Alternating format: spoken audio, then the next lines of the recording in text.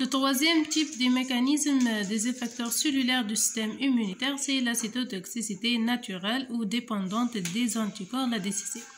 La définition. Alors, la cytotoxicité est la destruction par nécrose grâce à des substances chimiques telles que les perforines et les coenzymes ou par apoptose les cellules cibles, les cellules autologues anormales et les cellules allogéniques et les agents pathogènes. La cytotoxicité peut être directe ou dépendante des anticorps comme les IgG et les IgE. La cytotoxicité directe, appelée aussi cytotoxicité naturelle, elle est médiée par les cellules tueuses naturelles ou natural killer et les lymphocytes cytotoxiques. La cytotoxicité dépendante des anticorps est assurée par plusieurs cellules comme les polynucléaires éosinophiles et les lymphocytes, bien sûr, les lymphocytes cytotoxiques, natural killer, LAC, etc. La cytotoxicité naturelle ou directe, je prends l'exemple des cellules tueuses naturelles ou natural killer. Donc voilà une cellule tueuse naturelle de la réponse immunitaire innée. Donc natural killer présente deux types de récepteurs différents. Un récepteur activateur de la cytotoxicité et un récepteur inhibiteur de la cytotoxicité. Alors, les natural killers vérifient les molécules de CMH1 à la surface des cellules de l'organisme, vérifient le nombre de CMH1 exprimé par ces cellules. Bien sûr, une cellule modifiée, telle que les cellules autologues anormales, les cellules allogéniques, une cellule tumorale ou autre, exprime faiblement les molécules de CMH1 et dans ce cas, cette cellule est modifiée et ce qui active le récepteur d'activation de la cytotoxicité qui permet l'activation de la cellule tueuse qui va assurer la dégranulation des différentes granules cytoplasmiques et la libération de leur contenu donc qui est riche en molécules cytotoxiques comme les perforines et les coenzymes qui vont agir sur la cellule cible par la lise. Donc, natural killer vérifie le nombre de CMH1 exprimé à la surface de la cellule cible. C'est un contrôle quantitatif. Dans le cas où la cellule est normale, c'est-à-dire exprime largement et suffisamment les molécules de CMH1 à sa surface, le récepteur CAR est inhibé, mais le KIR est activé. N'oubliez pas que le KIR est un récepteur d'inhibition de la cytotoxicité.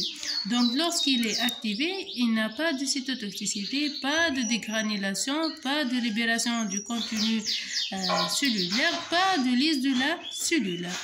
Vous allez trouver plus de détails dans le vidéo concernant les cellules cytotoxiques naturelles, donc présentes dans la chaîne bien sûr.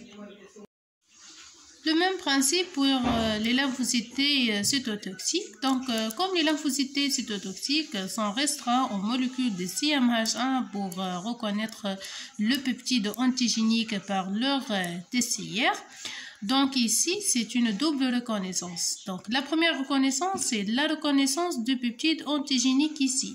La deuxième reconnaissance, c'est au niveau de CMH1. Donc ici, les lymphocytes cytotoxiques vérifient la qualité de CMH1 qui exprime le peptide antigénique.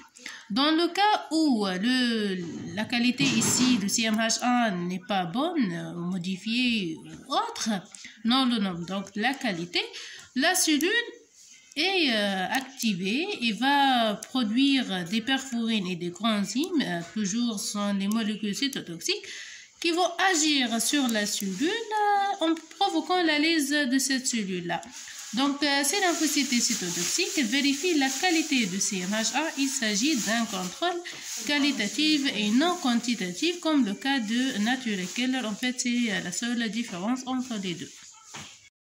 Passons maintenant au deuxième type de la cytotoxicité, qui est la cytotoxicité dépendante d'anticorps. Notre anticorps ici est de classe IgE. Alors voilà une cellule porteuse d'immunoglobuline E, comme les polynucléaires basophiles ou les lymphocytes B. D'accord? Donc la fixation de l'IgE ici se fait grâce à son FC. Donc obligatoirement cette cellule exprime à sa surface le FCR, le S est le récepteur pour la région FC de notre immunoglobuline.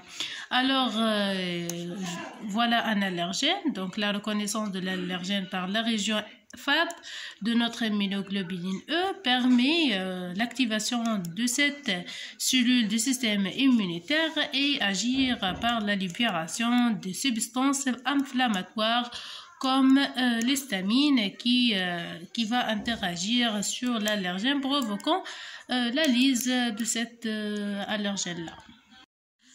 Un autre exemple sur la cytotoxicité dépendante d'anticorps, dépendante plutôt de l'immunoglobuline E, et fait impliquer les polynucléaires eosinophiles. Alors, c'est l'agression externe de l'organisme par un parasite extracellulaire. Voilà, donc le parasite. Donc, le parasite est reconnu par les régions FAB de l'immunoglobuline E.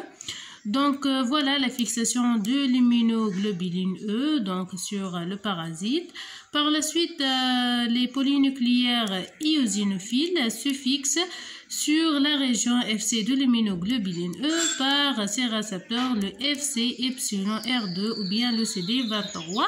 Cette reconnaissance permet la dégranulation de ces cellules et la protection donc du contenu cytoplasmique, les molécules cytotoxiques bien sûr, pour tuer et éliminer cet agent pathogène.